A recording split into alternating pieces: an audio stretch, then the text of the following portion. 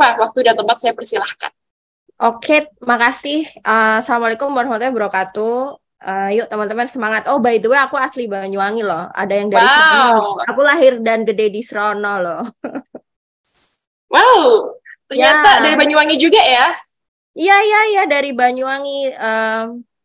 Makanya seneng nih bisa ketemu teman-teman semua. Sip, sip deh, Mbak. Semangat ya, Ya, kita sekarang belajar. Uh, Hari ini materinya insya Allah dibawakan dengan gampang. I will try my best to deliver in bahasa. Jadi nanti kalau campur-campur, ya aku mohon maaf, tapi will try my best. Oke, ya. Bismillahirrahmanirrahim. Oke, teman-teman, ini semuanya digital product atau ada yang non-digital product? Mungkin teman-teman bisa bantu jawab di chat box. Di Nanti chat aja nggak apa-apa. nanti saya bantu bacakan. Yuk, bisa di Ya, chat ya teman-teman jadi ya. hari ini konsepnya adalah gimana kita bisa mendevelop produk dari awal gitu kan. Sebenarnya building the startup is not that easy for sure. Lot of scratching, kayak teman-teman juga mesti nemuin idea, teman-teman mesti develop, mesti make sure produknya bagus, teman-teman juga butuh how to do market, sales, dan lain-lain. Tapi di sini lebih ditekankan ke gimana cara building produknya dulu sebelum kita ngomongin soal sales, sebelum kita ngomongin soal marketing. Yang penting kuncinya ketika kita mau develop the startup adalah produknya bagus. Produknya adalah produk yang solve the right problem gitu. Jadi kalau teman-teman lihat sekarang kayak many startup in Indo, Gojek, Tokopedia, Traveloka, Bukalapak, even Grab as well, sebenarnya mereka dulu itu awalnya dari solving the right problem gitu. Jadi nggak yang langsung mereka punya ide yang penting bikin aplikasi, enggak. Tapi beneran mereka lihat bahwa apa sih fundamental problem yang ada gitu. Nah ini yang sekarang kita pakai di product management across industry gitu. Jadi orang-orang produk kalau misalkan diberi tugas dari company, kamu mau develop features apa nih? Nah, itu panjang gitu. Yang step by step-nya tuh yang dilakukan panjang, mesti validate apakah produknya ini ada demand-nya atau enggak, supply-nya ada atau enggak, bisa gain revenue atau enggak, dengan sangat limited resource. Limited resource tuh waktu, limited talent juga. Kita punya banyak engineers, kemudian juga limited budget gitu, investment-nya juga sedikit. Nah, gimana dari limitation itu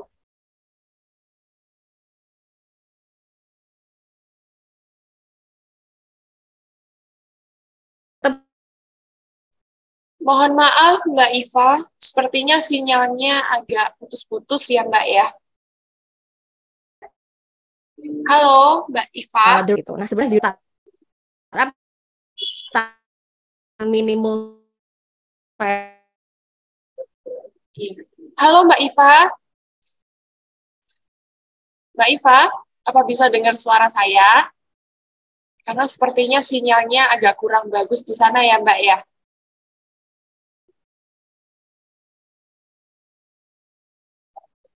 Iya, dari Mas Fauzi katanya juga putus-putus. Oke, kita tunggu sebentar ya teman-teman ya. Karena memang kalau kendala online seperti ini ya teman-teman mohon dimaklumi ya. Gak apa-apa ya. Oke, terima kasih teman-teman semuanya. Jadi Mbak Iva hari ini itu akan membawakan tema atau materi product thinking zero to one. Jadi dari yang nggak ada jadi bisa menjadi sesuatu gitu ya teman-teman ya. Dari zero to Sorry ya. one. Iya, Sorry halo tadi. Mbak. Wait, we'll share you. Ya, nggak apa-apa Mbak, santai aja. Oke, tadi sampai ekosistem ya. Oke, jadi teman-teman di sini itu konsepnya adalah ekosistem. Sorry, agak jelek nih internet di kantor. Jadi kita itu konsepnya ekosistem. Produk itu nggak bisa stand alone.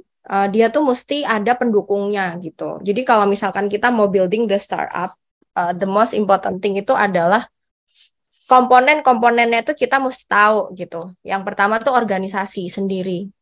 sebuah startup itu kan sebuah organisasi ya, di mana di dalamnya ada orang, ada capital, ada mission juga, ada leadernya gitu. That's the most important thing kalau kita mau building the startup itu adalah organization. Mostly investor or mostly uh, angel investor. Pokoknya orang yang mau kasih kita funding. The most important thing yang mereka tanya tuh sebenarnya bukan produknya dulu. Ini honestly speaking. Tapi mereka tuh akan nanya adalah the founder itself, the company missions. Nah, mereka akan nanya itu dulu sebelum mereka nanya, oh berapa profitnya, gimana flow produknya. No, mereka nanya adalah the commitment of the organization itself. So it's very important. And then the second is about supply and demand. Ya ini kayak konsep jual beli pada umumnya lah. Ada yang mau beli dan ada barangnya gitu. Nah, ini juga berlaku juga sama di digital product. Service atau platform yang kita develop, apakah kita mempunyai supply yang cukup nih? Supply bisa aja kayak partner kita. Misalkan platform kita tuh nggak jual produk sendiri, tapi platform kita tuh curated, yaitu mengambil dari produk-produk lain, kita taruh di platform kita jual. Nah, supply juga bisa berarti the maker, engineer itself. Orang yang ngedevelop platformnya ada nggak? Nah, demand ini dari sisi customer. Ada nggak sih permintaan, marketnya gede nggak sih? That's the most important thing to do gitu. Dan demand ini juga kita perlu yang namanya segmented. Jadi fokus nanti kita, ketika kita launching produk, fokus dulu nih ke certain demand. Oke, setelah itu having digital product, kita juga mesti tahu industri. Nah, di dalam industri itu ada dua, teman-teman. Ada competition, ada trend. Nah, competition ini kita lihat nih, sebenarnya berapa banyak orang, berapa banyak perusahaan lain, berapa banyak organisasi lain yang memiliki tipe atau model bisnis yang sama kayak bisnis kita. Yang kedua adalah trend. Customer-customer yang ada di industri ini, mereka itu behaviornya gimana sih? Mereka tuh belinya gimana? Contohnya kalau misalkan di Grab, customer trend yang sering kita lihat adalah kita segmenin nih orang-orang yang jadi customer kita siapa aja. Misalkan pekerja, anak sekolah, atau ibu rumah tangga. Kita bisa lihat mereka biasanya ordernya ini per hari, per jam-jam berapa. Nah, itu juga bisa diterapin di others product gitu. Misal kalau teman-teman punya produk tourism, punya platform untuk open trip gitu. Teman-teman mesti ngerti sebenarnya seasonal open trip di Banyuwangi berapa kali nih, bulan-bulan apa aja yang biasanya peak season, tempat-tempat mana aja yang biasanya dikunjungin. Satu bulan tuh orang-orang biasanya berapa kali datang ke Banyuwangi. Nah, setelah mereka datang ke satu tempat, biasanya mereka kemana lagi? Selain mengunjungi tempat, apalagi yang dicari oleh customer. Nah, itu sebenarnya titik-titik yang mesti disambungin gitu. Kemarin teman-teman, I believe kalian belajar soal data ya. Jadi ada data point yang mesti disambungin satu sampai yang lain sehingga kalian tahu, oh, lo industri tren yang aku sekarang lagi kembangkan dan kompetitornya ada siapa aja. Oke. The last one adalah tentang, kalau aku bilang di sini ini adalah wealth. Kenapa wealth? Karena untuk mengembangkan sebuah produk, kita tuh perlu yang namanya funding. Kita perlu capital. Whether itu sebuah investment dari sebuah organisasi atau sebuah investment dari angel investor. Nah, ini kita mesti mikir di sini. Produk kita nih, building the product itu requires a lot of investment for sure. Kayak jangan ngomongin soal hosting dulu lah, ngomongin soal building the produknya sendiri. Kalian tuh butuh orang yang bisa make it happen. Kalian mesti hire pegawai kalian mesti hire operational cost dan lain-lain. Dan itu butuh uang. Dan how you can get the money? Ada macam-macam. Kalian bisa fundraising, kalian bisa bootstrapping, berarti pakai uang kalian sendiri. Dan lain-lain. Dan yang paling penting adalah regulation. Nah, ini yang di Indonesia tuh sekarang debatable banget. Kan kita banyak tuh lihat kayak, oh, aplikasi-aplikasi tertentu tuh sekarang ditutup. Kenapa? Karena memang mungkin kurang memahami aturan main nih di Indonesia. Sekarang tuh pemerintah lagi benar-benar disiplin gitu. Jadi kayak apapun tuh dibikinin regulasinya gitu. Apalagi sekarang financial service, payment, segala macam platform yang bisa melakukan order di dalam digital itu pasti ada regulasinya tentang payment dan security.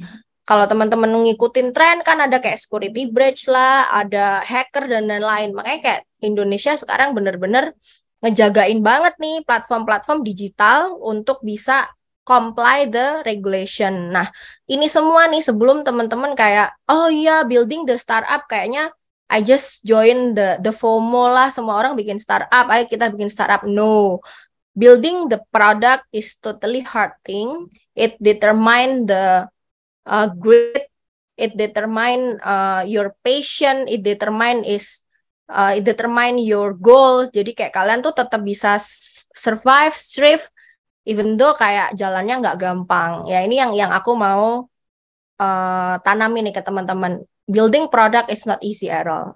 Like it's require determination lah. Tapi kalau misal teman-teman udah bisa conquer all of those things, your product itu diharapkan bisa monopoli gitu. Seperti sekarang kalau kalian tanya sebenarnya kayak which the biggest product that monopoly the Southeast Asia, I can say Grab gitu. Karena kita hampir di semua sektor kita punya servisnya gitu. Dan we are not only in Indonesia, tapi kita juga ada di all the Southeast Asian countries. Tapi ya itu tadi, Grab bisa ada sekarang ini, it requires I think more than 10 years, 11 tahun. Baru Agustus kemarin kita ulang tahun ke-10. Nah, dan itu pun masih terus teriteration. Jadi, there is no instantly success. It requires determination in the long time. Nah, itu fundamentalnya Zero to One. Sebenarnya mental model sih. Oke, next-nya ya tentang organisasi. Tentang organisasi itu sendiri. Di produk, khususnya di produk digital, ada yang namanya the founder, ada the maker, ada business function and purpose. Ini yang dibawa oleh dan dipakai oleh semua tech startup di Indonesia. Itu meskipun tech startup gede yang udah IPO atau yang masih beneran kayak startup kecil-kecil yang masih belum seed funding bahkan. The most important thing sebenarnya yang tadi aku bilang kan, the founder.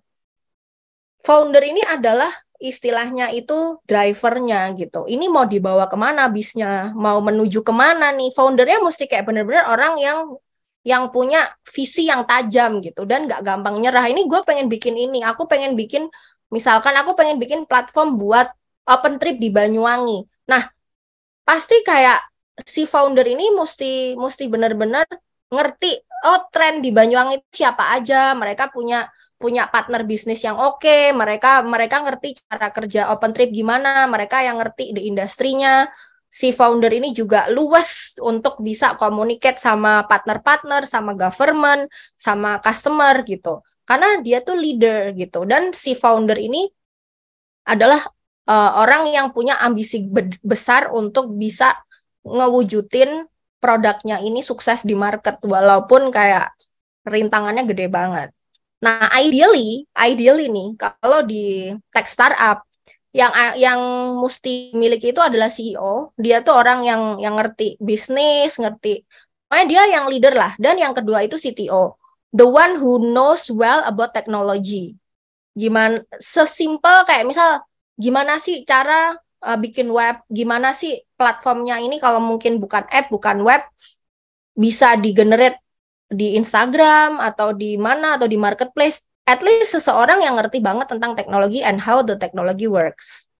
Oke, the second is about the maker. Nah, the maker ini adalah talent yang dimiliki oleh startup. Nah, kalau startup yang kecil-kecil nih biasanya talentnya, makernya masih engineers gitu. They don't need product manager seperti saya. Mereka belum butuh mungkin karena product manajernya adalah the CEO itu sendiri. Desainernya terkadang CEO itu sendiri. Yang mereka butuhin adalah siapa yang ngoding nih, siapa yang mewujudkan platform itu jadi gitu. Tapi nanti going forward kalau udah organisasinya lebih gede, ya kita butuh yang namanya UI UX designer, mereka yang mikirin flow produknya seperti apa.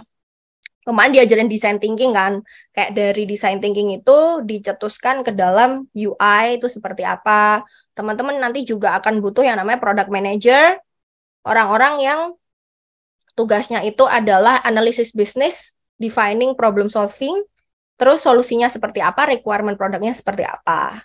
Nanti kalau udah gede banget, teman-teman butuh yang namanya data scientist. Kemarin ada dari Gojek ya yang soal analitik. Nah, kalau bisnisnya udah mulai jalan, harus ada tuh yang namanya analisis gitu. And then the third one is business function. Nah, business function ini supporting. Selain kayak tadi digital product itu nggak bisa stand alone, si business function ini yang membantu teman-teman untuk gimana produknya bisa terjual gitu ya. Even though itu digital, tapi kan butuh yang namanya sales. Misal contohnya tadi open trip. Ya gimana sales teman-teman ini bisa nge-reach banyak audiens di luar Banyuwangi. Itu yang pertama. Atau sales kalian bisa do the partnership with many tourism business di Banyuwangi. Mungkin cafe, mungkin transportation, mungkin hotel, whatever it is.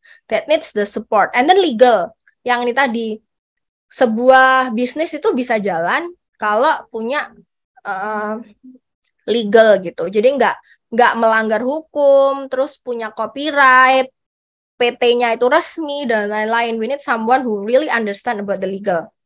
And then the last one about operation. Karena gini, building the digital product itu kita nggak bisa heavy role. Istilahnya kita nggak bisa solving end to end itu digital. Ada part-part yang sometimes tuh masih manual dan butuh bantuan dari operation. Kayak misal kalau open trip tadi, bookingnya gimana nih? Sometimes di manajemen sistem kita masih pakai Excel nih. Nah, orang-orang ini mesti bantuin gimana caranya ngelompokin open trip di hari ini, open trip hari ini, open trip hari ini gitu. Dan the last one about the purpose. Nah, purpose ini yang menjadi sebenarnya ini malah yang purpose walaupun dia paling keempat yang paling penting. Purpose dari sebuah organisasi. Kenapa harus building the organisasi gitu. Ini aku kasih contoh. My friend, the CTO of Segari, namanya Farandi Ramadana. He was graduate from Berkeley and then he was the software engineer in Google back then. Dia balik ke Indo, dia bikin startup. Then I asked him kayak, why you build sort of the startup?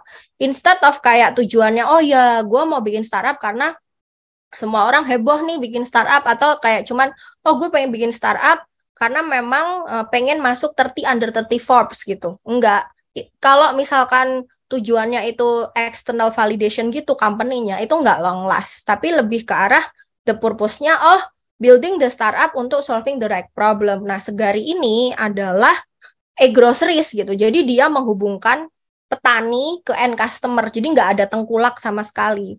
Petani-petani sayur yang ada di Bandung, di Sukabumi, di Banten, itu sayur-sayur freshnya dikemas sedemikian rupa bagus, langsung bisa diedarkan di customer-customer di Jabodetabek. Nah, purpose-nya adalah mereka pengen ngekat adanya tengkulak. Jadi harga dari yang diterima oleh si petani ini juga udah kompetitif, dan harga yang dikeluarkan oleh customer untuk bayar produk yang fresh ini juga affordable gitu. Nah, itu yang bikin mereka hidup itu kayak apa ya, kayak nyawanya gitu. Walaupun kayak susah, tapi ketika purpose-nya ini bagus, si founder ini tetap bisa strive. Nah, itu contoh dari purpose. Mungkin teman-teman juga punya purpose yang beda-beda ya, in terms of kenapa teman-teman decide untuk building the Stern digital product gitu. Oke.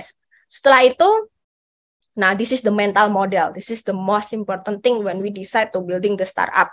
First mental model, ya ini juga diimplement di semua startup yang gede-gede ya, kayak Google, terus habis itu Airbnb, whatever it is, and things that we always aim in Grab adalah we can solve all the problem in one time. Nggak bisa. Jadi kalau kalian, dan itu juga kejadian di day-to-day life. Jadi kalau kita punya 5 problem, kita nggak bisa solving 5 problemnya ini dalam satu waktu.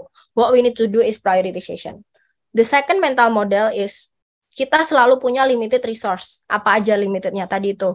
Time, capital, dan talents. Tapi out of the two things ini, gimana kita tetap bisa launch the product in the right time dan kita make profit. Sebenarnya kan itu konsep dari produk digital. First adalah teman-teman mesti ngerti sebenarnya teman-teman ini solving problem apa sih? Kalau misalkan tadi itu contohnya open trip di Banyuwangi ya. Problemnya adalah, orang di luar Banyuwangi susah nih buat ke Banyuwangi. Apa problemnya? Karena jarak pariwisata di Banyuwangi dari satu tempat ke tempat yang lain tuh susah banget, kayak jauh-jauh gitu. Orang kalau nggak ada open trip, ya gimana mereka mau arrange sendiri. Misal contohnya mereka mau ke Ijen, terus habis itu mereka mau ke Alas Purwo, it's kind of like the 50 kilometers. Even aku yang di Banyuwangi aja tuh kesusahan untuk bisa datengin tempat-tempat itu gitu. Nah, mungkin itu satu problem yang teridentifikasi. Nah, contohnya nih di sini aku bawa Grab, ini udah well proven ya. Jadi way back in 2014 dulu, founder kita Grab, Anthony Tan dan Holing itu tuh dia kesusahan gimana caranya mereka mendapatkan taksi yang murah dan aman. Itu doang problemnya. Karena dulu ya aku juga sih waktu 2014 awal-awal di Jakarta, kalau pulang malam dari kantor itu taksi itu susah banget gitu. Dan kita juga was-was gitu. Kalau misal mau order taksi, ini taksinya aman nggak ya? Sampai aku juga ngalamin hal yang sama. Kalau aku udah di taksi, I call my mom, ibuku di Banyuwangi di Srono, jam 11 malam tuh belum tidur, dia telepon aku, terus teleponnya kita nggak ngomong, cuman teleponnya aja dinyalain. Jadi kayak kalau aku di taksi, ibuku tuh nelpon, nanti kalau aku udah nyampe rumah, nyampe apartemen, baru dimatiin teleponnya, make sure bahwa anakku udah nyampe gitu. Dan itu dialami banyak orang. Nah, dari problem-problem itu, keluarlah solution. Jadi gimana nih agar ada affordable transportation, tapi juga sisi customer-nya yang take control. Jadi nggak dari sisi taksinya aja. Mereka dulu tuh harga taksi ugal-ugalan, kayak terkadang nggak dikasih kembalian, ininya mahal banget, orangnya ngebut, kayak customer tuh nggak punya kontrol terhadap service yang dia pakai gitu. So, the solution-nya adalah bikin platform yang connecting taksi drivernya atau taksi company-nya dengan orang yang cari. Berarti kan ini adalah supply and demand kan.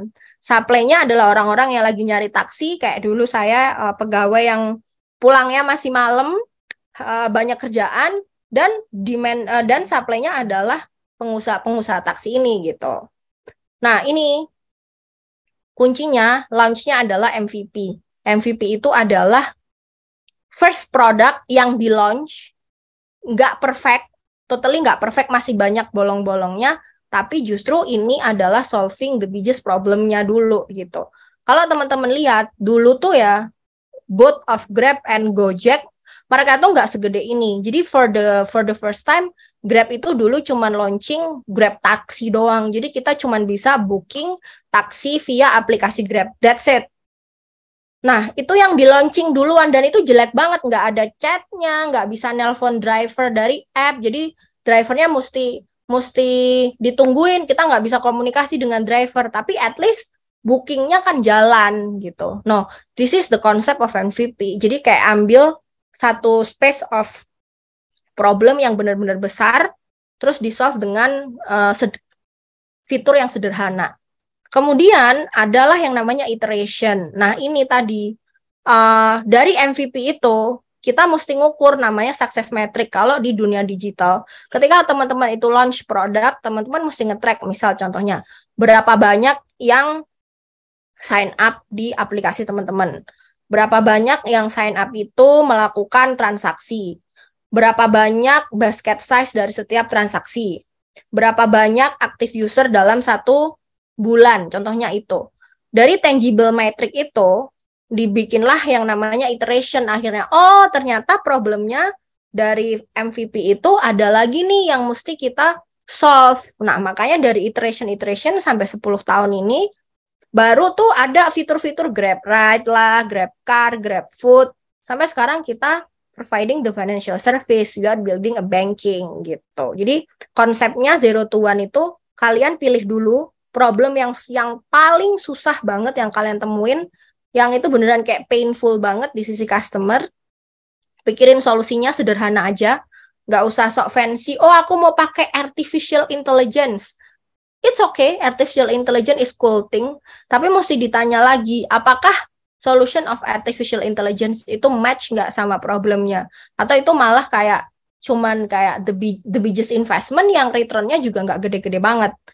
Cukup the solution. Kayak misal contohnya kalau mau sih nggak harus juga digitalnya tuh app ya. Misal kalau kalian jualan something, terus kalian belum punya platform kalian sendiri, kalian bisa manfaatin. Misal pakai app-app sekarang lah yang ada, Instagram atau pakai Shopee or whatever it is, terus teman-teman reach out your customer, misal kayak purchase ordernya gimana, kalian catat dulu di Excel sheet or dan lain-lain, terus kalian kirimin misalkan payment link gitu, yang sekarang kan banyak tuh kayak Sendit atau payment yang ngasih teman-teman itu buat bisa generate your payment link. Mungkin dari situ dulu MVP-nya gitu, dilihat traction-nya, kira-kira respon pasar gimana ya. Nah, jadi nggak langsung decide untuk we need to building the certain product, no. Tapi kita mesti divide dulu nih MVP-nya. Kalau udah dapat feedback-nya, baru tuh teman-teman, oke, aku nambahin fitur ini nih, gitu. Defining product metric kayak tadi, contohnya ya, contoh product metric. Misal, how many success order per day, week, or monthly. Jadi kalau kalian punya produk, instead of produknya dibiarin, kalian mesti nge-track gitu. Sebenarnya dari digital produk yang ada ini, traction-nya gimana, metrik success order-nya berapa, terus dari setiap transaction, revenue-nya berapa. Nah, kalau kalian nanti pengen belajar lebih dalam, ada yang namanya product funnel. Nah, itu lebih detail tuh, mungkin bisa di googling ya, product funnel. Kalau product funnel tuh beneran step dari satu screen ke screen yang lain tuh di-track gitu. Nah, ini aku bawa salah satu framework, bukan framework sih, step by step kalau kita mau decide gimana caranya kita bisa building produk yang sesuai dengan problem yang ada saat ini. Nah, ini ada kalian bisa bikin kayak Excel yang di bawah ini yang gampang, atau kalian bisa pakai grafik gitu. Misalkan pakai grafik ini kalian bandingin effortnya gede atau kecil sama impact-nya. Semakin low effort, high impact. Nah, ini yang mesti dikerjain duluan. Kan berarti kayak misalkan, secara engineering wise nggak susah nih, tapi nanti impact-nya bakal dapetin revenue yang banyak. Nah, ini berarti mesti dikerjain duluan. Ini kalian bisa terapin juga sih di hal-hal yang lain, bukan di product management tok, tapi mungkin di offline product gitu. Kalau misal kalian mau launching sesuatu yang baru, coba diperhitungkan effort versus impact-nya gitu. Nah, contohnya nih, kalau dari step-stepnya, pertama list down dulu. Sebenarnya dari kacamata riset kalian, berapa sih problem-problem yang kalian temuin? Apa aja nih problem-problemnya di Banyuwangi ini, apa aja yang kalian temuin sesuai dengan yang kalian suka, either itu F&B, e-commerce, plantation, agriculture. Di list down dulu problemnya apa. Terus yang kedua adalah coba dari masing-masing problem itu kasih justifikasi. Kenapa sih ini problem? Kalau misal ini di-solve, kira-kira hasilnya tuh berapa gitu. Yang ketiga, dari masing-masing problem itu sebenarnya root cause-nya apa atau impact-nya kemana. Baru tentuin prioritization. Contohnya di sini, the way the Grab itu building the product, kita biasanya tuh define problemnya apa aja. Contohnya ya, the number of active driver is decreased by 20%. Jadi kayak active driver-nya turun sebesar 20%, yang berimpact pada penurunan pendapatan sebesar X IDR, X rupiah gitu. Remake isunya apa? Ini ternyata supply issue dari driver aja. Yang kedua, kita ada problem juga, the cancel order is increased by 10%. Berarti kayak banyak banget order yang udah diklik sama customer, tapi di cancel. Ini kenapa nih? Nah, impact-nya kita mempunyai penurunan revenue sampai X IDR. X ini tuh angka ya teman-teman. Bisa aja misalkan berapa juta rupiah, ratus ribu gitulah. Intinya ini nanti merepresentasikan berapa rupiah penurunan dari revenue itu. Tapi aku kasih XX. Karena kita nggak boleh share numbers. Nah, kemudian ada juga,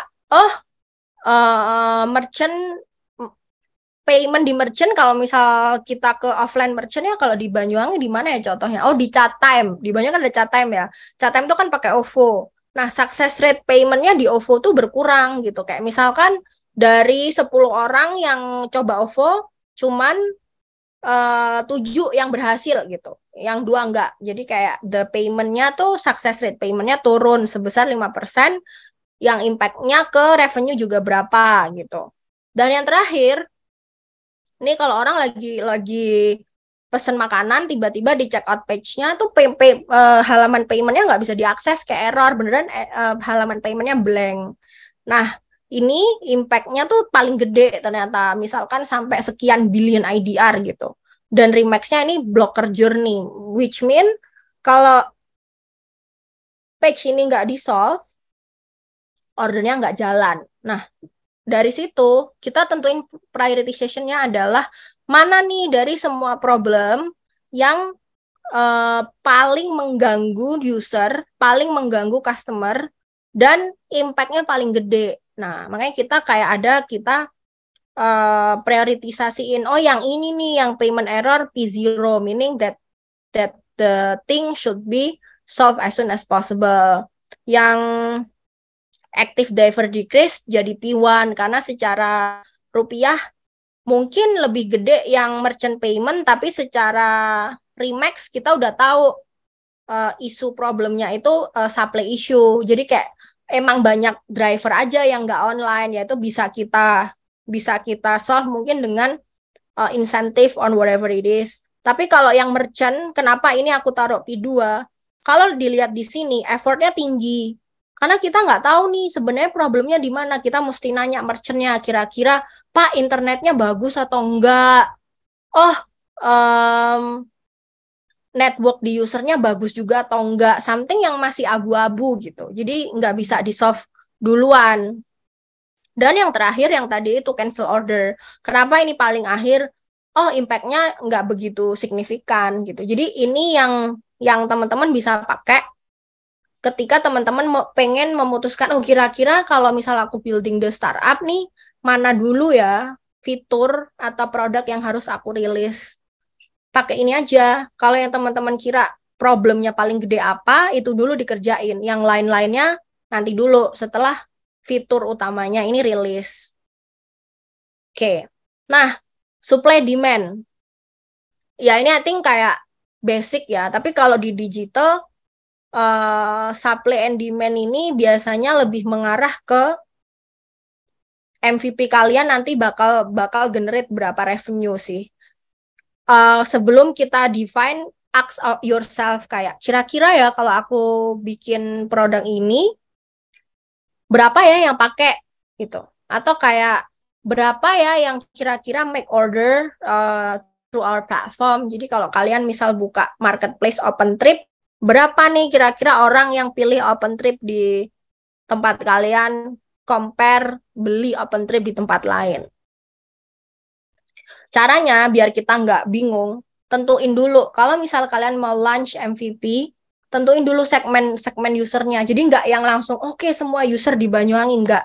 Misal nih kalian define, kalau yang tadi itu OpenTrip ya, aku bikin platform OpenTrip, segmentasi pertama aku adalah orang-orang yang di luar Banyuwangi, malah orang-orang yang hustle culture lah, yang dia butuh healing, dia juga dia mau spend uang juga buat melakukan OpenTrip. Nah, itu targetnya, misal target marketnya yang pertama itu dulu. Jadi kita ambil orang-orang di luar Banyuwangi supaya dia datang ke Banyuwangi, kita fasilitasin kendaraannya, hotelnya, itinerary-nya. Jadi mereka gampang nih kalau mereka mau kemana-mana. Mungkin itu contoh customer segmentation. And then the second is about supply. Nah, untuk bisa mendukung produk teman-teman ini launch, supply-nya apa aja gitu. Misal contohnya kalau di Grab dulu supply-nya adalah perusahaan taksi. Nah, tapi kalau di contohnya OpenTrip mungkin supply-nya adalah perusahaan OpenTrip itu sendiri, hotel, catering, transportation gitu.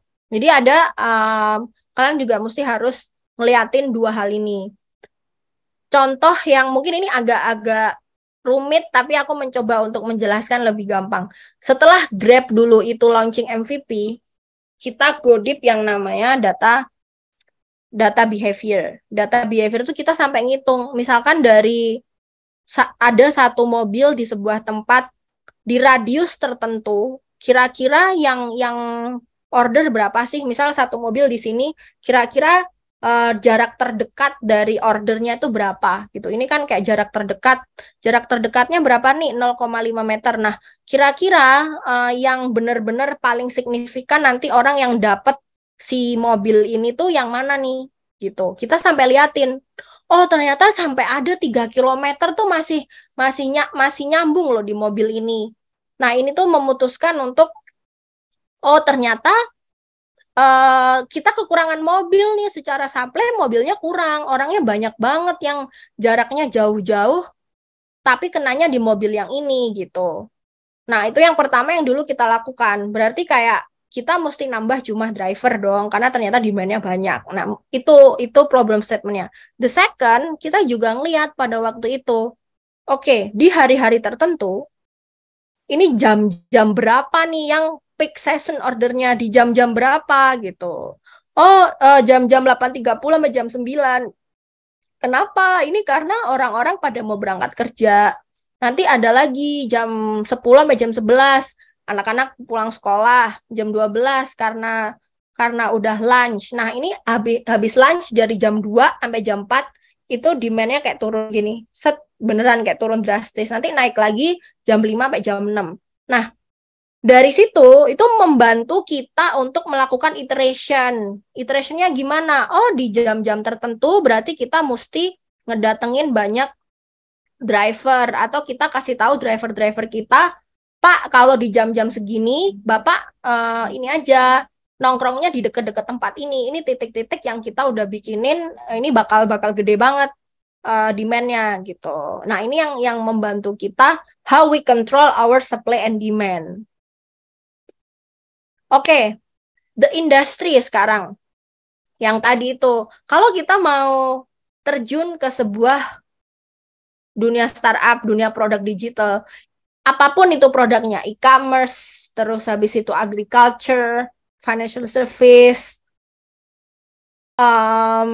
ride hailing, tourism, kita mesti ngerti juga industrinya itu seperti apa, kondisi industrinya tuh gimana, siapa aja pelakunya, terus kayak demand-nya di industri itu seperti apa. Kalau misal mau solving the agriculture, misal kayak let's say bikinlah itu platform yang menyalurkan beras dari petani langsung ke customer. Nah, kalian juga mesti ngerti supply chain di agriculture itu gimana.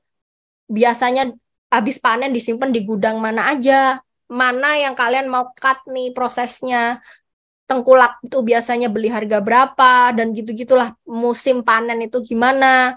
Kalian mesti ngerti industri gitu. Sangat tidak disarankan ini menurut para founder ya, sangat tidak disarankan ketika kita mendevelop produk tapi industrinya kita nggak ngerti gitu. Kayak ya udah aku pengen develop, misal for me kayak industriku kebetulan financial service, terus aku tiba-tiba kayak bikin bisnis di agriculture gitu. Mungkin aku nggak akan mengambil itu karena aku nggak punya industry knowledge-nya, aku nggak ngerti pelaku-pelaku usahanya siapa aja, terus demografi customer-nya gimana aku nggak ngerti. Tapi kalau misal aku building atau kayak moving in the financial service ya masih ngerti lah, oh memang kondisinya kayak gini di Indonesia kayak gitu-gitu. Nah, industri ini juga membantu teman-teman untuk win over the competitor. Win tuh maksudnya gimana? Produk kalian bisa memberikan value added yang lebih. Makanya ada dua kalau industri yang kita mau harus tahu. Yang pertama customer trend, Yang kedua kompetitor. Kalau kompetitornya kita udah tahu apa, kita mesti define produk kita tuh kasih benefit yang beda dibanding kompetitor tuh apa gitu. Pembeda produk kita dengan kompetitornya apa. Itu mesti ada namanya value proposition product gitu. Entah itu harganya lebih murah, I don't know ya.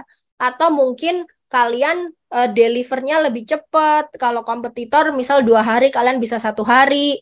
Atau kalian cara bayarnya beraneka ragam nih, kompetitor cuman punya 2 cara bayar, kalian 5 cara bayar, ya gitu-gitulah.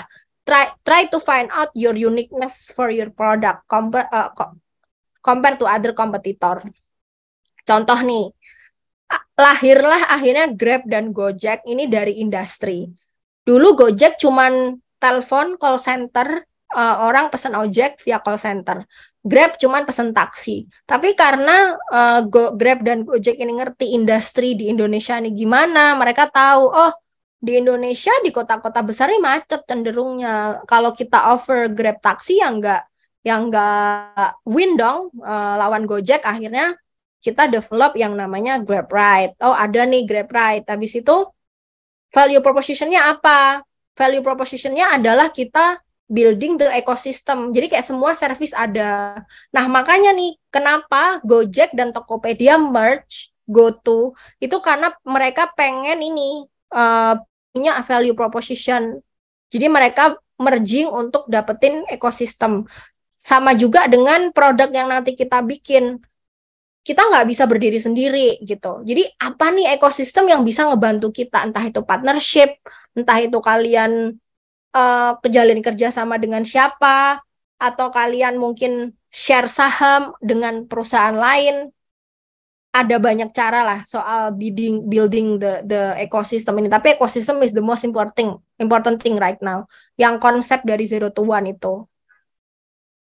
Oke, this is the last one. The capital and the regulator. Digital product butuh capital. Ada 2 contoh capital yang kita bisa ambil. 1, kita dapat investment untuk membiayai development produk kita. Nah, investment ini bisa dari perorangan, angel investor, bisa dari lembaga inkubator, bisa dari bank loan. Jadi kayak pinjem di bank. Bank kayak misal kasih TBS gitu. Kasih investment, tapi ini nanti jarak 3 tahun mesti dibalikin ya. Nah, itu hal yang common. Atau teman-teman bootstrapping. Ya udah, nggak apa-apa.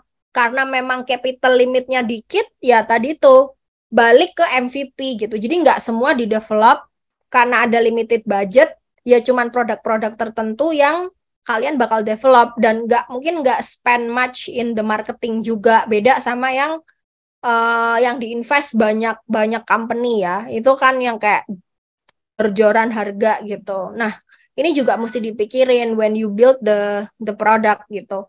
How you get the capital support.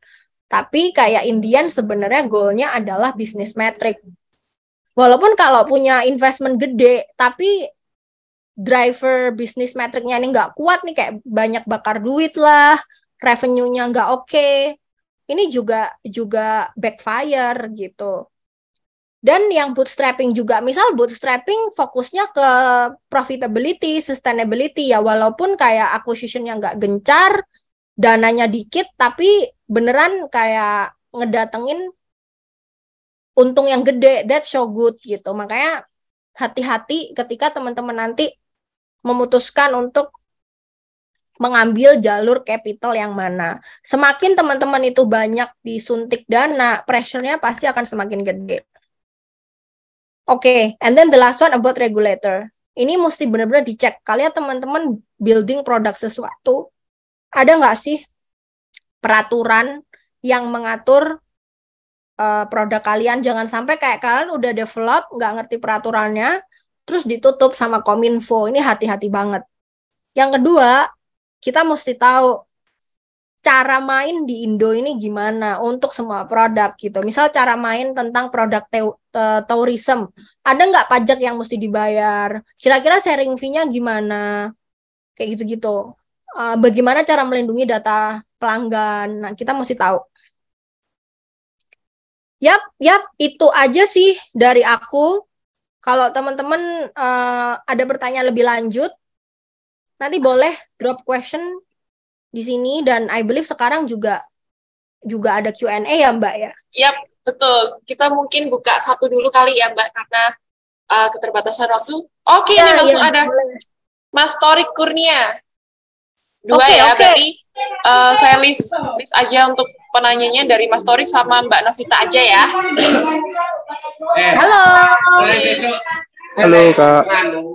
Halo Mas. Halo, sorry Kak agak berisik ya. It's okay. Oke, pertanyaan saya itu soal pendanaan sih Mbak. Jadi kalau kita membuat crowdfunding itu bisa nggak sih sebenarnya? Kenapa Mas? Apalagi untuk startup pemula gitu. Kita membangun crowdfunding gitu. Crowdfunding? Iya betul. Crowdfunding kayak kita bisa gitu ya? Ya betul. Maksudnya kayak kamu pengen cari investment untuk produk crowdfunding kamu. Halo? Kayaknya ke-mute deh Mas. Mic-nya ke off. Sorry. Oke. Jadi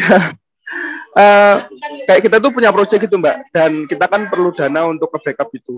Apalagi kalau project itu sifatnya sangat jangka pendek gitu Mbak.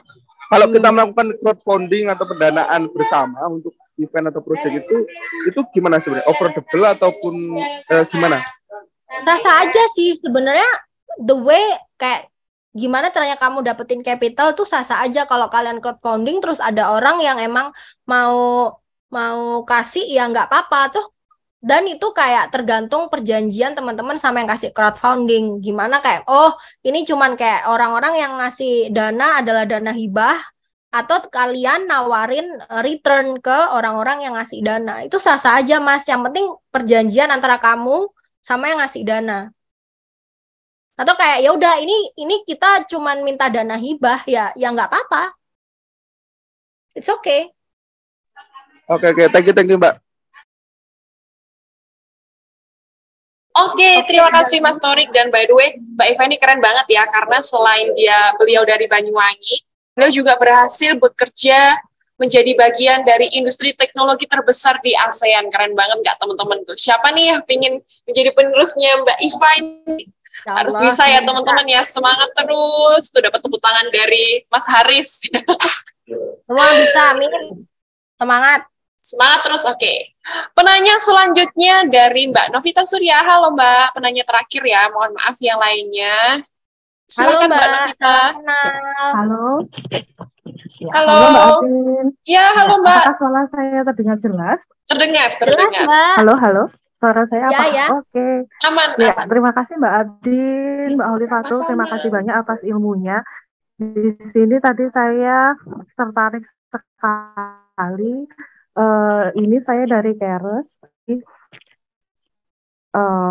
Mbak Olivatul menjelaskan terkait bagaimana problem yang dialami sehingga kita membuat ide bisnis ini. Jadi Keres ini masih berupa ide bisnis. Jadi problemnya itu di sini saya sendiri adalah sebagai pengajar di salah satu institusi menghasilkan tenaga kesehatan ya. Jadi di situ problemnya banyak sekali yang minta caregiver sebenarnya, yang nunggu orang tuanya sakit. Ternyata itu kan sulit untuk mencari caregiver di Banyuwangi, sehingga benar. kita mempunyai bisnis Keros ini sendiri, jasa penyedia home care dan caregiver. Oke. Membantu sekali tuh Mbak. Ya halo. Ya. Mbak Novia, kayaknya kamu ini deh. Halo Mbak Novita. Mbak Novita. Kayaknya sinyal saya ya Mbak ya. Ya ini sudah bisa lagi. Sudah bisa. Sudah bisa. Oke. Tadi sampai mana ya? Kayaknya nge-lag juga sinyal saya di sini. Oh tadi Mbak Novita cerita jadi karena di Banyuwangi susah cari caregiver gitu-gitu. Oh ya, di Banyuwangi susah cari caregiver, sehingga ada ide bisnis dari kami ini Mbak, Caring for Lari Usik, untuk penyalur caregiver dan home care. Nah, itu dari akar permasalahan. Tapi memang target sektor kami ini masalahnya kalau memang beberapa rumah sakit itu banyak yang meminta, tetapi memang kelasnya itu kelas 1 ke atas. Jadi kalau kelas 3 itu kan sudah banyak sekali ya, hampir satu kampung kadang yang jaga orang sakit. Itu segmen pasar kita. Kemudian yang saya tanyakan di sini terkait ketika memang target market kita eksklusif, Gojek tinggal klik itu caregiver datang. Boleh dimulai dari yang dasar dulu mungkin gitu ya Mbak ya. Dan yang untuk meyakinkan investment atau yang mau dukung kita itu bagaimana?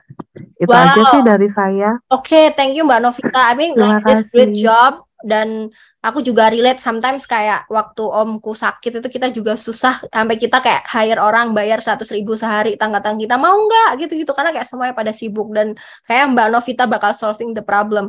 I think nggak apa-apa Mbak. Kan ini kan tergantung dari segmentasi kamu ya. Berarti segmentasi kamu akan mengsegmen dulu orang-orang yang memang punya ini ya, punya uang, tapi dia nggak ada waktu untuk taking care family-nya. Berarti ini agak eksklusif, it's okay. Nah, yang paling penting sebenarnya sekarang adalah gimana sih caranya orang-orang, kamu menemukan orang-orang itu gitu Mbak. Either kamu kerjasama sama rumah sakitnya, yang emang kelas-kelas yang eksklusif, VVIP dan lain-lain, atau kamu kayak pakai, I don't know if you have the budget, pakai Instagram Ads, ini di Banyuwangi ada loh service kayak gini. Intinya sekarang yang paling penting adalah kamu udah tahu problemnya, kamu tahu segmentasi customer kamu. Nah, sekarang action itemnya adalah gimana pangsa pasar yang pengen kamu tuju itu ngerti kamu punya produk itu gitu. Nah, solusinya mungkin nggak berupa app, nggak apa-apa Mbak, tapi mungkin bisa order via WhatsApp. Terus kamu tanyain KTP-nya dan lain-lain, isinya registrasi, terus kamu catat manually di belakang, kamu cocokin sama orang yang mau jadi caregiver-nya. Nah, itu MVP-nya bisa kayak gitu. Nah, kalau untuk meyakinkan investor, bawa problemnya dulu. Kira-kira di Banyuwangi berapa ya orang yang punya problem itu? Misal dalam 1 bulan sekitar 200 orang nih, 200 orang di rumah sakit di Banyuwangi. Terus habis itu dari 200 orang itu, kamu bisa accommodate 50%-nya. Nah, 50%-nya masing-masing caregiver kamu charge certain rupiah. Nih let's say masing-masing caregiver 1 hari 100.000 gitu. Nah, dari situ bisnis istilahnya bisnis modelnya dikerjain dulu. Pangsa pasarnya berapa? Satu transaksi 1 hari kamu charge berapa? Kira-kira berapa hari? Nah, let's say misal 1 transaksi kamu bisa dapat 500.000, itu bersih. Kaliin dari kemungkinan transaksi yang kamu dapat. Nah, itu kamu bawa ke investor bagus gitu. Kayak ini visible loh. Kita tuh tahu bahwa setiap hari di beberapa rumah sakit di Banyuwangi problemnya segini nih, Pak. Dan orang-orang ini willing buat bayar. Range-nya segini sampai segini gitu. Bikin kalkulasi sederhana aja di Excel, it's okay. Gitu. Tapi sekarang kalau aku boleh tahu, kira-kira mau cari pendanaan di mana nih Mbak? Mau menghubungi langsung venture capital atau kayak mau cari angel investor dulu atau gimana? Ya itu sepertinya saya harus belajar ke tahap selanjutnya sepertinya. Untuk sementara ini kan hanya menyalurkan biasa ketika ada sanak saudara yang membutuhkan, gitu saya tawarin alumni-alumni dari saya, siapa sih yang mau ini gitu. jasa ini sekian gitu.